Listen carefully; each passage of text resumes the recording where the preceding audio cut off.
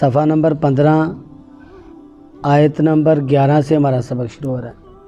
اعوذ باللہ من الشیطان الرجیم، بسم اللہ الرحمن الرحیم۔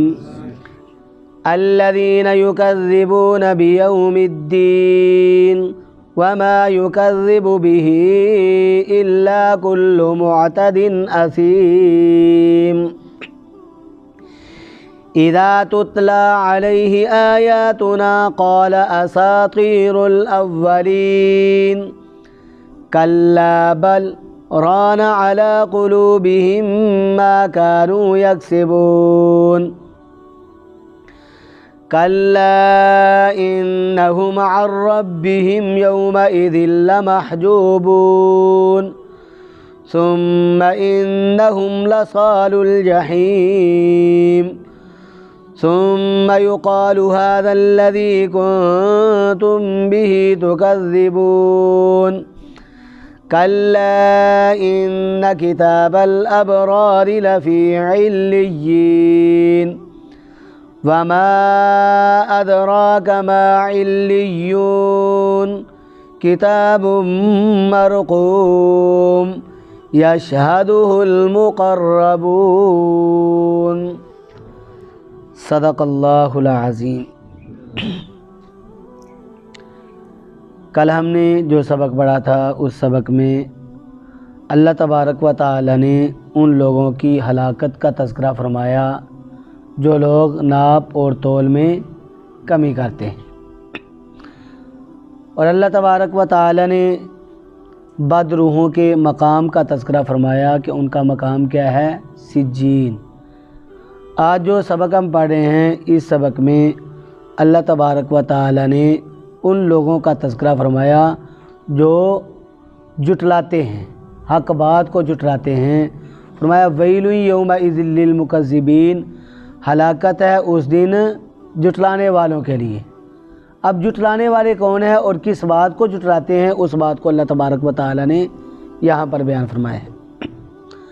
اللہ نے ارشاد فرمایا الذین، وہ لوگ یکذبون جو جھٹلاتے ہیں بیوم الدین، قیامت کے دن کو، حساب کتاب کے دن کو جھٹلاتے ہیں۔ مشرکین مکہ زوردار الفاظ میں قیامت کا انکار کرتے تھے۔ حضور نبی اکرم صلی اللہ علیہ وآلہ وسلم جب ان کے سامنے قیامت کا تذکرہ فرماتے تو وہ کیا کہتے؟ قرآن پاک میں آتا ہے ہیہات ہیہات لما توعدون، بعید ہے وہ بات جس کا تم سے وعدہ کیا جاتا ہے، جس سے تمہیں ڈرایا جاتا ہے، وہ تو دور کی بات ہے، وہ ہے ہی نہیں ہے۔ اور کیا کہتے؟ اَإِذَا مِتْنَا وَكُنَّا تُرَابًا وَعِظَامًا أَإِنَّا لَمَبْعُوثُونَ، کیا جب ہم مر جائیں گے اور ہم مٹی ہو جائیں گے اور ہماری ہڈیاں گل سڑ جائیں گی پھر ہمیں زندہ کیا جائے گا؟ یہ کیسے ہو سکتا ہے؟ اور کیا کہتے؟ قال من یحیی العظام وہی رمیم، کہ کون ہمیں زندہ کرے گا اس حال میں کہ ہماری ہڈیاں بوسیدہ ہو چکی ہوں گی۔ تو اللہ تبارک و تعالی نے ارشاد فرمایا کہ یہ ایسے لوگ ہیں جو قیامت کے دن کو جھٹلاتے ہیں۔ فرمایا وما یکذب، اور نہیں جھٹلاتا بھی اس کو، الا مگر، کلو ہر، معتدن تجاوز کرنے والا، زیادتی کرنے والا، اسیم گنہگار۔ اللہ نے ارشاد فرمایا کہ قیامت کا منکر وہی ہے جو اللہ تبارک و تعالیٰ کی حدود سے تجاوز کرتا ہے، جو اللہ تبارک و تعالیٰ کی حدود کا باغی ہے، جو اللہ تعالیٰ کے احکامات کو نہیں مانتا، وہی آدمی قیامت کا انکار کر سکتا ہے۔ تو یہی بات اللہ نے ارشاد فرمائی کہ الا کل معتدین اسیم، کون قیامت کا انکار کرتا ہے؟ ہر زیادتی کرنے والا، حدود سے تجاوز کرنے والا گنہگار انسان۔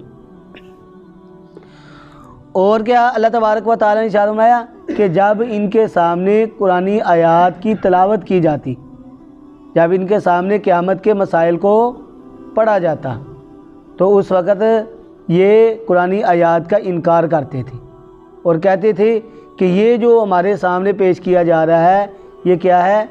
پہلے لوگوں کے قصے اور کہانیاں ہیں، نعوذ باللہ۔ اللہ نے ارشاد فرمایا اذا تتلا، جب تلاوت کی جاتی ہے علیہ اس پر آیاتنا ہماری آیات کی، قالا تو وہ کہتا ہے، اساطیر اسطورہ کی جمع ہے، اسطورہ کا معنی ہوتا ہے قصہ اور کہانی، الاولین پہلے لوگوں کی، تو وہ کیا کہتا ہے کہ یہ کیا ہے، پہلے لوگوں کے قصے اور کہانیاں ہیں۔ حالانکہ قرآن پاک کے اندر کوئی قصہ کوئی کہانی نہیں ہے۔ قرآن پاک کے اندر کیا ہے، اللہ تبارک و تعالی نے انبیاء کے واقعات کو بیان کیا ہے۔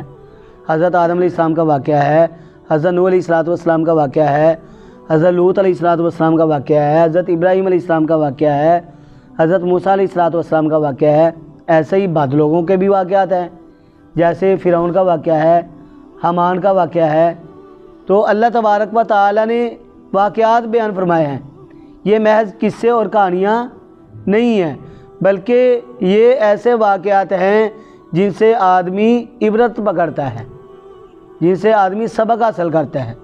اللہ تعالیٰ نے انبیاء کے واقعات کو اپنے کلام کے اندر اس لیے بیان کیا تاکہ ہم انبیاء کے واقعات کو پڑھیں اور ان سے اثر لیں اور ان کے نقش قدم پر چلیں، اور بعد لوگوں کے واقعات کو اللہ تبارک و تعالیٰ نے اس لیے بیان کیا ہے تاکہ ہم ان کے انجام کو دیکھیں، ان کے حشر کو دیکھیں کہ ان کا حشر کیسے ہوا اور ان سے عبرت پکڑیں۔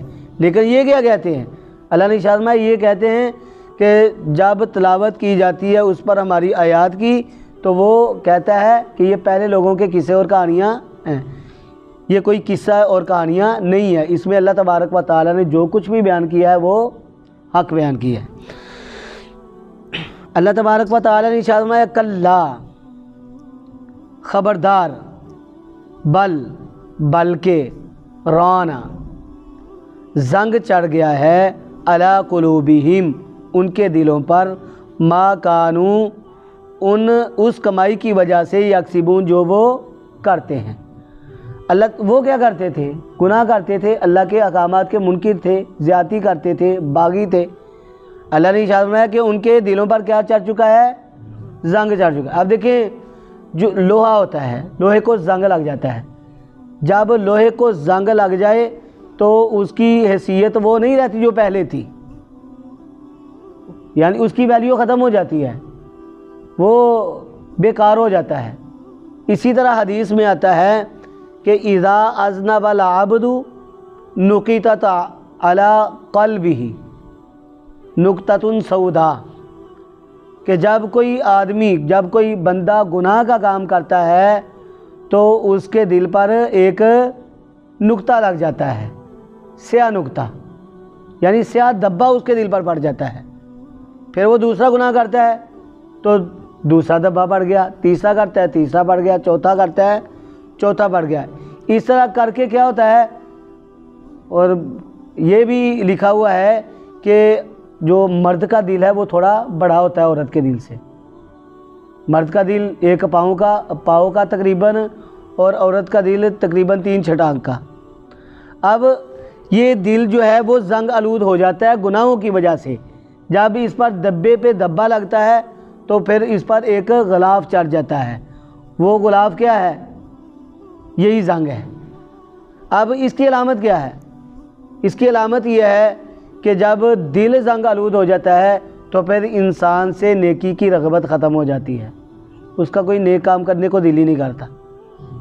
اب کیا ہوتا ہے، وہ گناہوں پر آمادہ رہتا ہے، اور گناہ کرتے ہوئے اس کو شرم بھی نہیں آتی، جھجکتا بھی نہیں ہے، تو یہ انتہائی بری حالت ہے۔ اللہ تبارک و تعالی ہمیں اس بری حالت سے محفوظ فرمائے۔ تو اللہ تبارک و تعالی نے ارشاد فرمایا کلا، خبردار، بل رانا، بلکہ زنگ چڑھ گیا، علی قلوبہم ان کے دلوں پر، ما کانوا یکسبون اس کمائی کی وجہ سے جو وہ کرتے ہیں۔ اللہ تبارک و تعالی نے ارشاد فرمایا کہ ان کے دلوں پر زنگ چڑھ چکا ہے۔ اب دیکھیں جب دبا لگتا ہے ہمارے کپڑوں کے اوپر تو بعض دبے جو ہیں وہ کچے ہوتے ہیں، وہ پانی سے دھل جاتے ہیں، بعض ایسے ہوتے ہیں جو پانی سے نہیں دھلتے، وہ صابن لگا کر ہمیں صاف کرنا پڑتا ہے، اور بعض دبے جو ہیں وہ پکے ہوتے ہیں جو رنگ کاٹ سے ہمیں صاف کرنے پڑتے ہیں۔ تو فرمایا جس آدمی کے دل پر گناہوں کا زنگ آ چکا ہے، اس آدمی کی حالت بھی ان دبوں جیسی ہے کہ گناہ صغیرہ ہے تو وہ نیک کام کرنے کی وجہ سے دھل جاتے ہیں۔ نماز کی برکت سے ہمارے گناہ صغیرہ اللہ تبارک و تعالیٰ معاف فرما دیتے ہیں، زکوٰۃ دینے کی وجہ سے، اچھے کام کرنے کی وجہ سے یہ گناہ صغیرہ جو ہیں وہ دھل جاتے ہیں، اللہ تبارک و تعالیٰ ان گناہوں کو ختم فرما دیتے ہیں۔ اور اس سے جو بڑے گناہ ہیں جن پر یہ زنگ کے لیے صابن کی ضرورت پڑتی ہے، وہ کیا ہے؟ حقوق العباد۔ حقوق العباد ہم ادا کریں گے تو پھر ہمارا جو ہے دل جو ہے وہ زنگ سے صاف ہو جائے گا۔ اور اسی طرح بعض ڈبے جو ہیں وہ پکے ہوتے ہیں، اب ان کو صاف کرنے کے لیے کس چیز کی ضرورت ہے؟ دل سے ندامت کا اظہار کیا جائے کہ پروردگار میں نے بہت بڑی غلطی کی ہے، ہم توبہ کریں گے تو توبہ کرنے سے ہمارے وہ ڈبے بھی اللہ تبارک و تعالیٰ صاف فرما دیں گے۔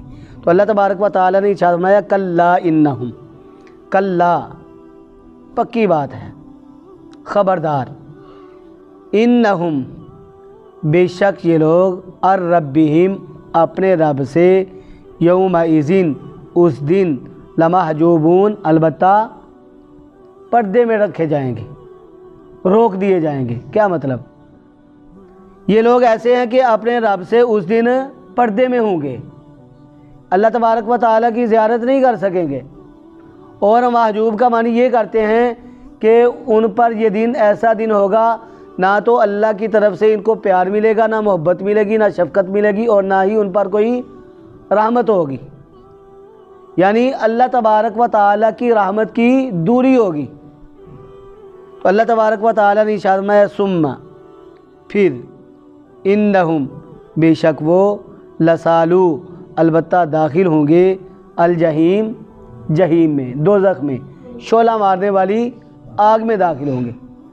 ان کو اللہ تبارک و تعالیٰ شعلہ مارنے والی آگ کے اندر داخل فرمائے گا۔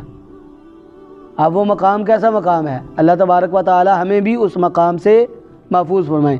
اور اللہ تبارک و تعالیٰ نے ارشاد فرمایا کہ جب اس کو شعلہ مارنے والی آگ کے اندر داخل کر دیا جائے گا پھر کیا ہوگا؟ ثم پھر یقال کہا جائے گا ھذا الذی یہ ہے وہی چیز کنتم کہ تم تھے بھی جس کو تکذبون جھٹلاتے، یہ وہی قیامت ہے جس کو تم جھٹلاتے تھے، یہ وہی میدان محشر ہے جس کو تم دنیا میں جھٹلاتے تھے، یہ وہی آگ ہے جس کو تم دنیا میں جھٹلاتے تھے۔ اب تم اپنی آنکھوں سے دیکھو، اب جھٹلا کر تو دکھاؤ کیسے اب جھٹلاتے ہو۔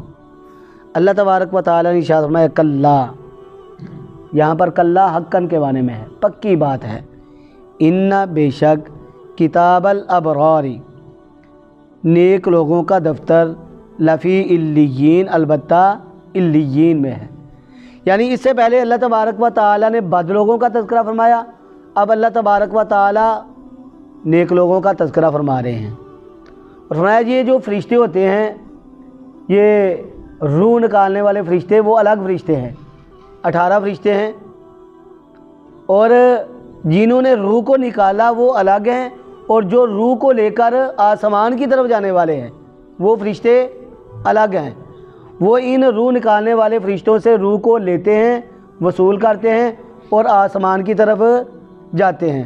اگر بد روح ہے تو قرآن پاک میں کیا ہے؟ لا تفتح لہم ابواب السماء، آسمان کے دروازے اس کے لیے نہیں کھولے جاتے۔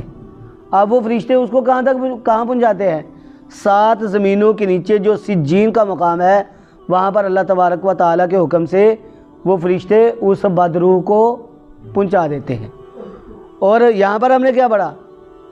کلا ان کتاب الابرار لفی علیین۔ اب سجین تو 7 زمینوں کے نیچے مقام ہے، اور وہ کافروں کی روحوں کا، گناہ گاروں کی روحوں کا مقام و ٹھکانہ ہے، اور جو نیک لوگ ہیں، متقی لوگ ہیں، پرہیزگار ہیں، مومنین ہیں، ان کی روحوں کا ٹھکانہ کون سا ہے؟ علیین۔ اور وہ کہاں ہیں؟ 7 آسمانوں کے اوپر۔ تو اللہ تبارک و تعالیٰ نے علیین کا تذکرہ یہاں پر فرمایا کہ علیین کے مقام پر کون ہوگا۔ اللہ نے ارشاد فرمایا ان کتاب الابرار بے شک نیک لوگوں کا دفتر لفی علیین البتہ علیین میں ہے، وما ادراکا اور کس نے بتلایا ہے آپ کو کہ ما علیون کہ علیون کیا ہے۔ اللہ نے ارشاد فرمایا کتاب ایک دفتر ہے مرقوم لکھا ہوا، یہ ایک ایسا دفتر ہے جہاں پر نیک لوگوں کے نام لکھے ہوئے ہوں گے، جہاں پر مومنین کے، اچھے لوگوں کے، نیک لوگوں کے نام لکھے جاتے ہیں۔ اللہ نے ارشاد فرمایا یشہدہ المقربون حاضر ہوں گے اس میں مقربون اللہ کے نیک بندے، مقرب بندے۔ اب دیکھیں جب بد روح انسان کے جسم سے نکلتی ہے یا نیک روح انسان کے جسم سے نکلتی ہے تو نیک روحوں کا ٹھکانہ تو علیین ہے، وہاں پر پہنچا دیا جاتا ہے اس کو، اور بد روحوں کا ٹھکانہ سجین ہے، وہاں پر ان کو پہنچا دیا جاتا ہے۔ اب لیکن جب انسان کو قبر کے اندر رکھا جاتا ہے تو ان روحوں کا تعلق جو ہے وہ انسان کے ساتھ رہتا ہے، انسان جو ہے وہاں پر باتوں کو محسوس بھی کرتا ہے، انسان وہاں پر اس کو شعور بھی ہوتا ہے۔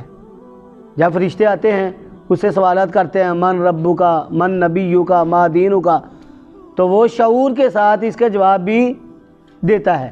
حدیث میں آتا ہے آقا علیہ الصلوۃ والسلام نے ارشاد فرمایا کہ القبر روضۃ من ریاض الجنہ وحفرۃ من حفر النیران، قبر یا تو جنت کے باغوں میں سے ایک باغ ہے یا دوزخ کے گڑھوں میں سے ایک گڑھا ہے۔ تو وہاں پر آدمی محسوس کرتا ہے، اگر نیک آدمی ہے تو اس کو جنت کی خوشبوئیں، جنت کی راحتیں وہاں پر محسوس ہوں گی، اگر بد آدمی ہے تو پھر وہاں پر وہ سزا کو محسوس کرے گا۔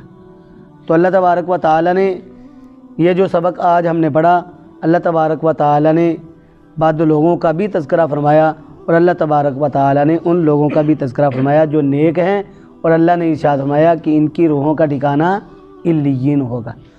اللہ سے دعا ہے اللہ تبارک و تعالی ہمیں نیک بنائے، اللہ تبارک و تعالی ہمیں ایسے کام کرنے کی توفیق عطا فرمائے جو کام ہمیں مقام علیین تک پہنچائے۔ وآخر دعوانا ان الحمد للہ رب العالمین۔